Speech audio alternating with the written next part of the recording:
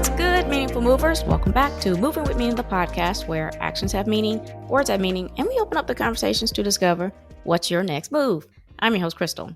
In today's episode, we are going to talk about experience, but with a twist. We all know that past experiences can help us learn and create patterns for better outcomes, but is it possible that we can take that too far? You know how it is and what we do. We need to set that theme, so let's go ahead and do that. The word of the day is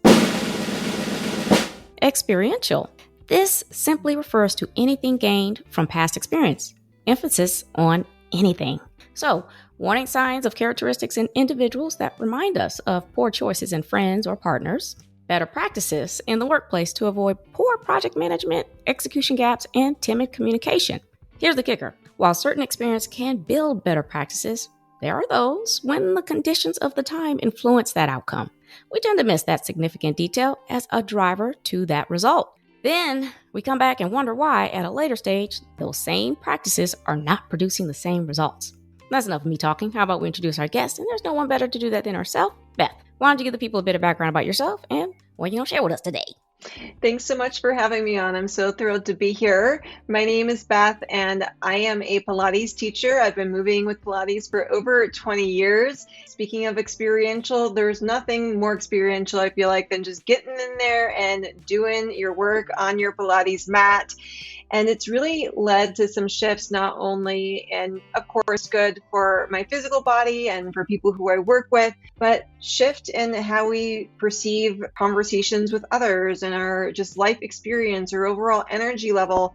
And it's really amazing that what started out as just getting in a good workout has transformed into so much more. And that's really what I'm excited to talk with you about today.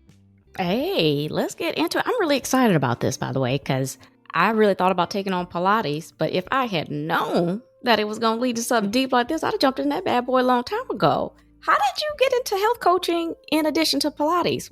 How did you make that connection?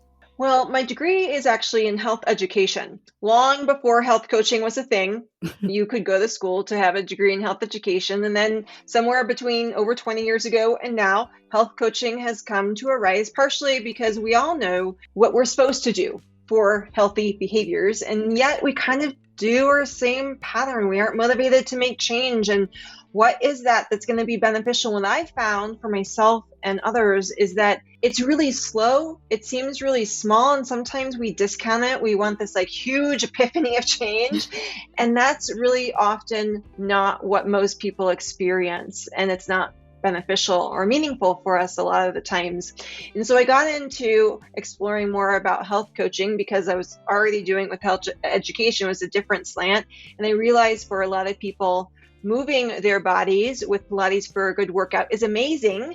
And we know for us to be really healthy from a lot of different perspectives, not just physical health, but I would also say emotional regulation and mental health and well-being. It's not just about a good workout. Even though I teach great workouts, it's so much more than that.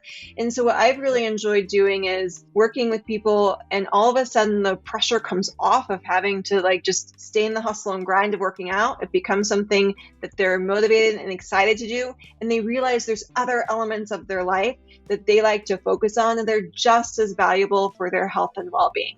For sure. You know, and I like when we were talking, I thought about this and I'm like, man, she took YOLO to a whole new level up in here. You really emphasize living in the moment.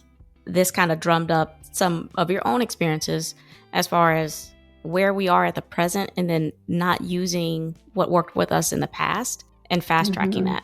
Tell me just a little bit about what you mean by that. What I mean by that is so often we're looking for what worked really well in the past and we hold on to that. And then it's like, why can't we get back to that routine before I had kids or before I was working full time? Or when we were in a really like just good stage of health. As an example right now, I'm still rehabbing a major ankle sprain that I had in June. We're recording this in October. Could I go down the path of, it's so frustrating that I have to adjust my workouts and all of this. And some days it's still on the mend. Totally. But that just keeps me irritated and grumpy rather than what do I need to do to continue making progress and healing. And sometimes it's very strategic exercises. Other times it's rest. That's important, something that we often discount, Yes. just taking time off and adjusting what I'm doing with movement. And this can go into every stage of life, whether it's just simply time management. Our time is in a different place right now. Energy, it could be when we're just not feeling well. So it doesn't necessarily have to be for a sprain or an injury in that way. And once we have this shift, what I have recognized is we shorten the time period of when it's almost like we're grieving or when we're really frustrated. We still want to allow that to process because that's part of our emotions, but we don't want to get stuck there. And I found when we shift to what can we do, what makes sense right now, it's so much more empowering. And that's actually the path to wherever we want to end up. You were going through just some minute examples for me, and I was like drawing up past experiences on where this has happened with me, and I got frustrated. Before I was pregnant, I had a really high metabolism. It wasn't so much that I really cared about what I was eating. I was still watching what I was eating, but I wasn't eating a lot of it, and even if I did, my body could always, it was just burning up fuel, okay, and fat really good. After I had that first little rascal, I was thinking, okay, we're going to do a great little snapback. I was like, okay, well, I did. I really put on like 50 pounds. I put 50 pounds on.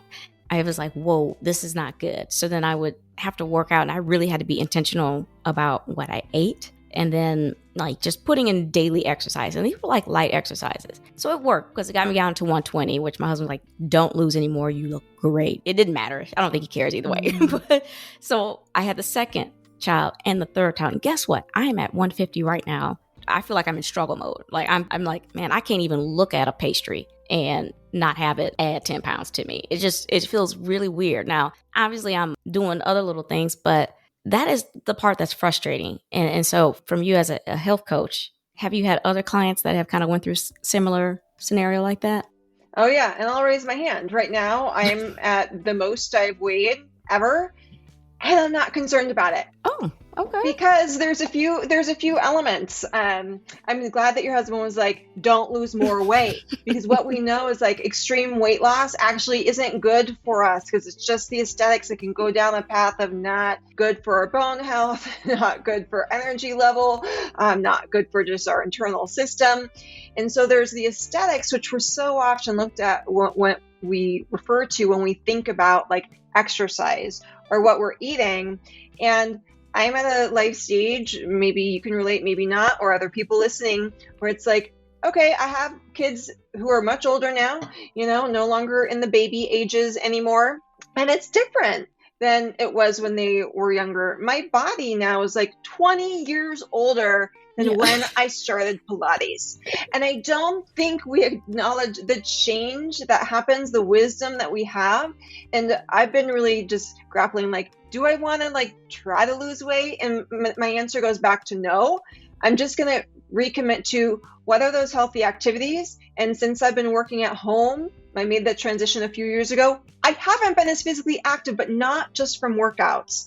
It's more so from when I worked in the office, I had a meeting. I had to walk to a meeting. I had to walk from the light rail to the office. I was getting into so much more, I would say, natural movement throughout the day. And so now I'm thinking, how can I just incorporate more natural movement into the day rather than sitting in one place in front of my computer?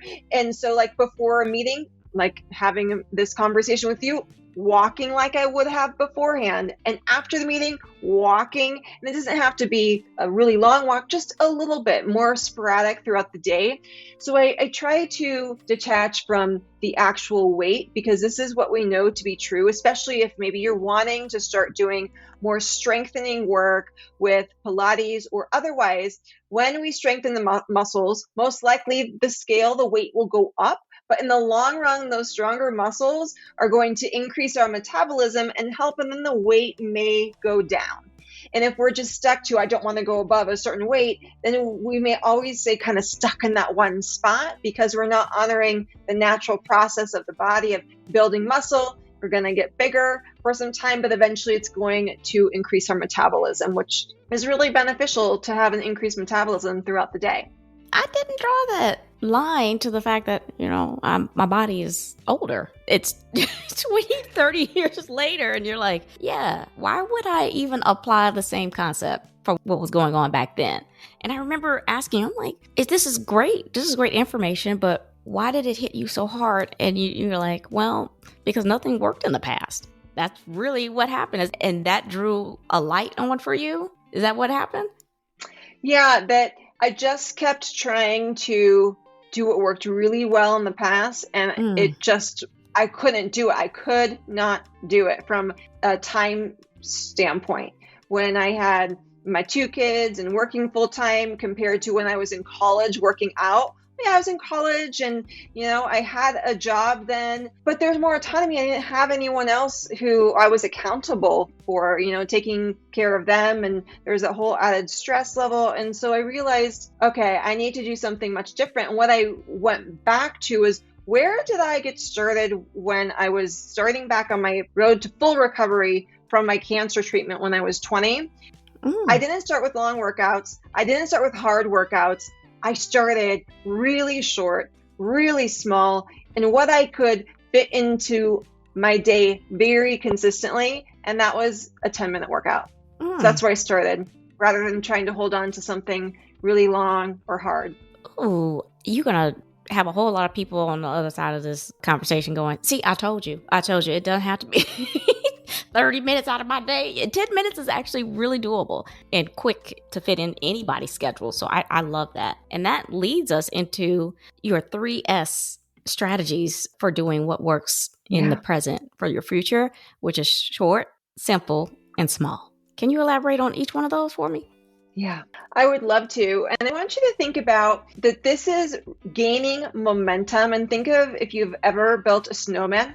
Many times when you're building a snowman, it starts like really small and sometimes it doesn't work, but you're going to keep trying and you start eventually getting that base of that bigger snowball, which we can build upon. So when we think about building momentum, so often people want to go really quick and really fast and really long and then just fizzles out. And it's almost this self-fulfilling prophecy of, see, told you it doesn't work for me.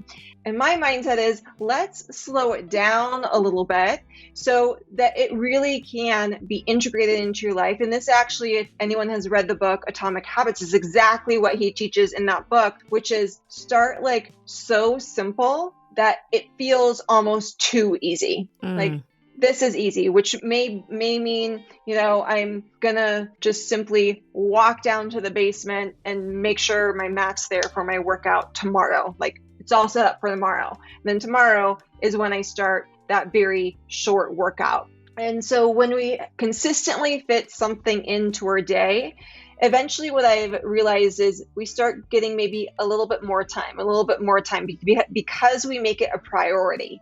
And when we prioritize that short and keeping it simple, it can be incredibly empowering. Just having that consistency is helpful. So short, start with that. Keep it small. And this even goes into with movements, with exercise. Sometimes we want to go really big with our exercises or really heavy.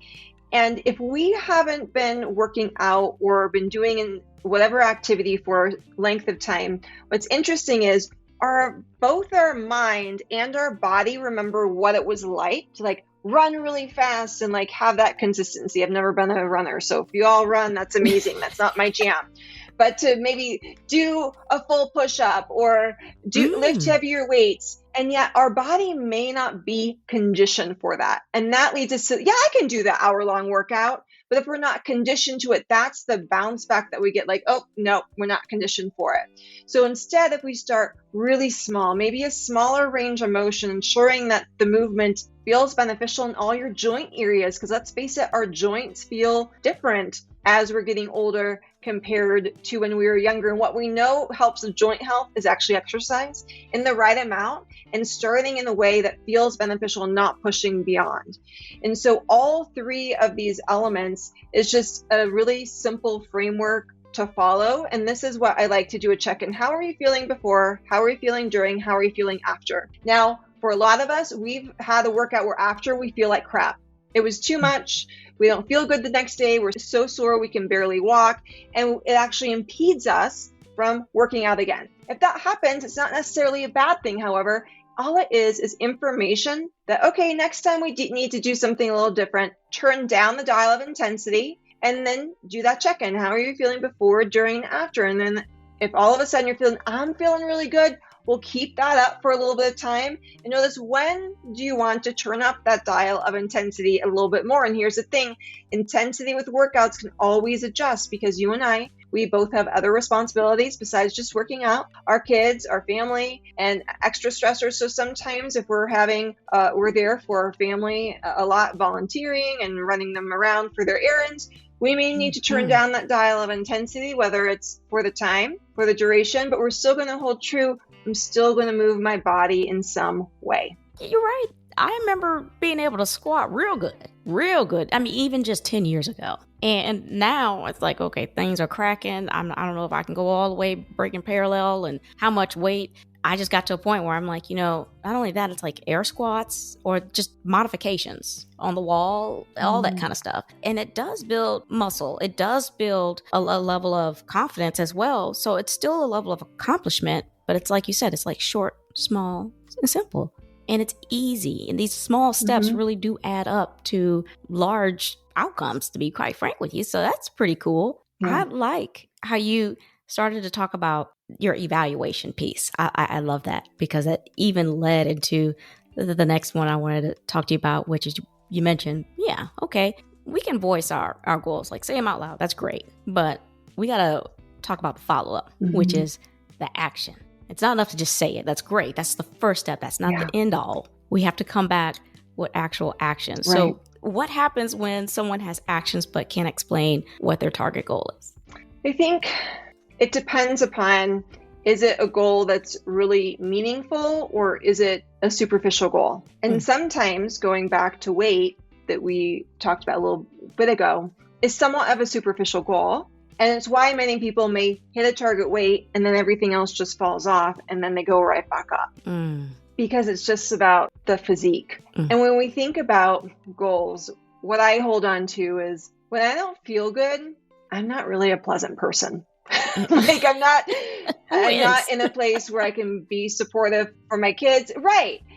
And I don't feel good. And you talk about like doing a squat. Well, a squat is simply being able to get down and back up again. And I want to be able to get down and back up again, not only right now, but far, far into the future. Especially since we know that falling and like being able not to get back up is a huge indicator for lack of mobility, and also a health consequence, like morbidity rates increase when that happens. And so we want to think about, what are we doing right now? And right now, we are probably comfortable with what we're doing, which is maybe not being as active.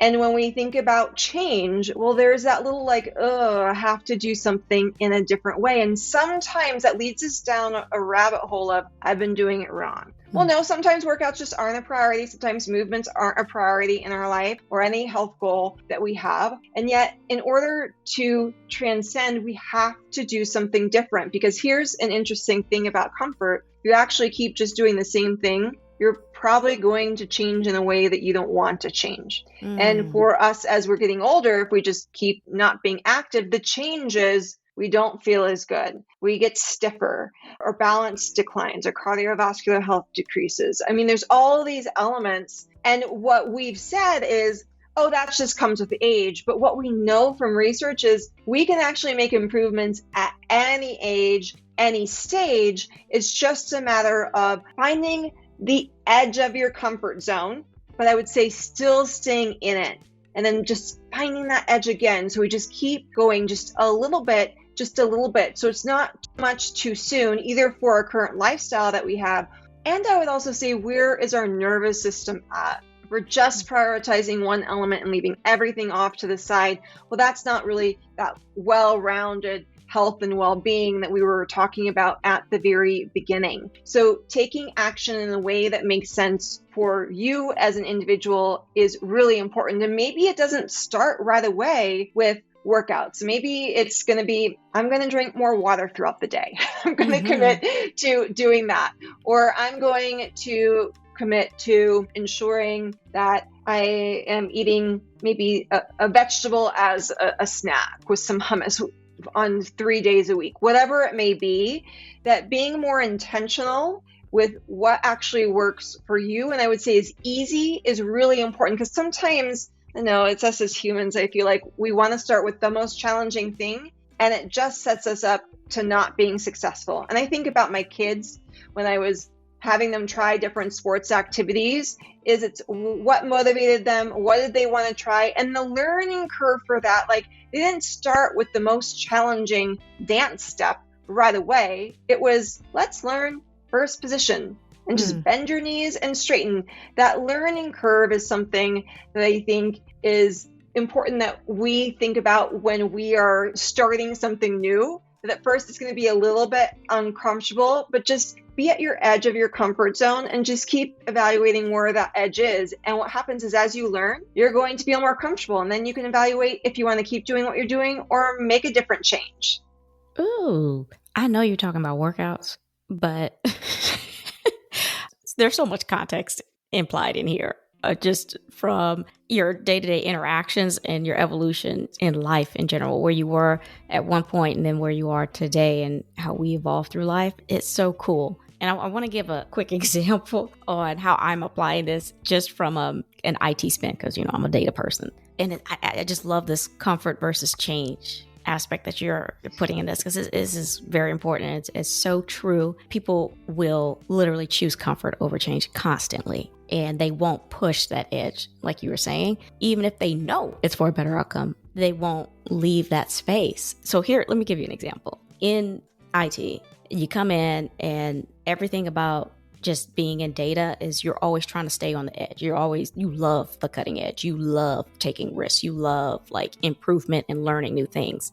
There are a lot of people that we're presenting this to that are like, that change, that is so scary, because I've gotten familiar with what I have right now.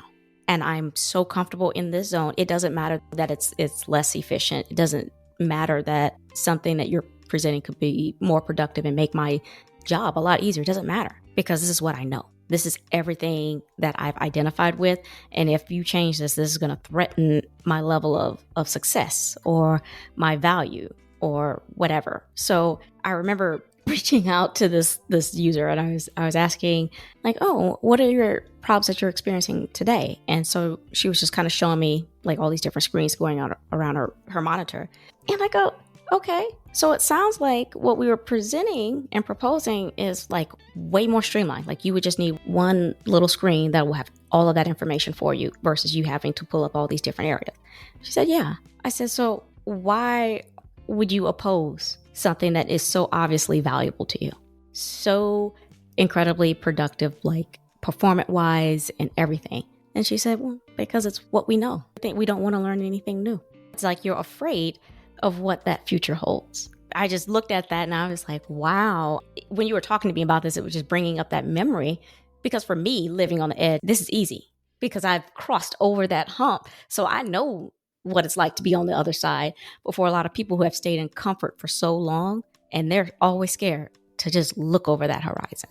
I think it's so much more than weight that you're bringing to the people here today. And I really appreciate you for just sharing that insight and really drawing that fond memory for me out. Let me ask you, so you dropped up some really good nuggets today, and I want to know for you, just at the end of this, what do you want to leave the people with?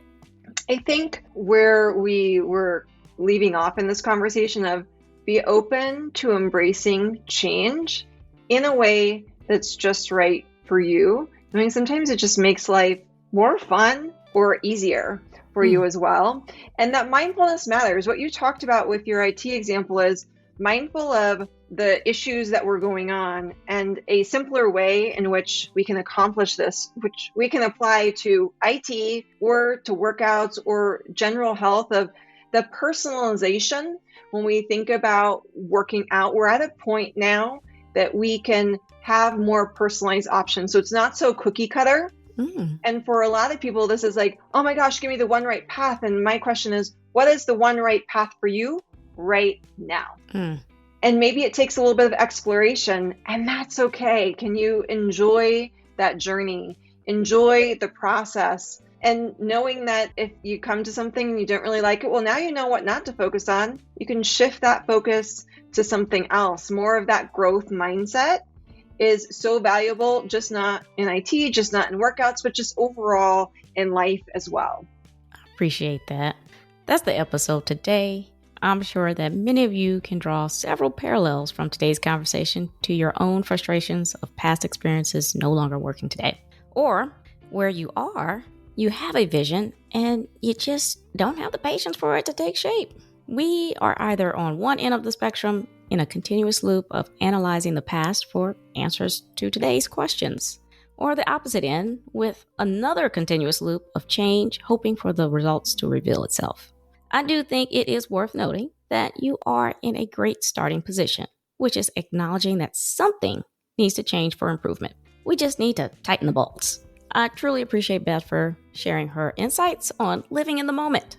Sometimes we know where we are isn't where we want to be, and we struggle to create the vision and even still, what are the right steps to get there? I think keeping it short, simple, and small is the ticket. All those small steps really do add up to leaps and bounds. Are you in a state of transition, frustrated with goal setting, or resisting change for the comfort of familiarity? What are your ambitions and dreams? Start there and take the first small step to a big journey. I love it all, and so will someone else. Before I let you go, Beth, why don't you go ahead and remind the people who you are, where they can find your resources, or reach out to you. My name's Beth Sandlin. You can find me at trifectapilates.com, and really looking forward to connecting soon. Thank you. I'll make sure to include all of Beth's resources and connections in the episode description, as well as on my website's resources page, movingwithmeaning.com. Make sure you guys subscribe to the show, Moving With Meaning, the podcast, and tap that alert bell so you know when these episodes drop. I am on Apple Podcasts, Amazon Music, Spotify, and YouTube Music. Please share, like, repost, and follow. Tag someone. We're creating a community. Quick housekeeping before you go. Follow me on Instagram at movingwithmeaning82 and on Pinterest at Arthur KB Clark. Also, connect with me on LinkedIn. I do dabble in TikTok at Krystal B. Clark. My Etsy store has some handy dandy digital downloads. Lastly, run over there to my YouTube channel and have a look or two. Links are in the episode. Alrighty, I'm Krystal on Moving With Meaning, the podcast, reminding you to take it one step at a time. All moves have meaning. Check y'all later.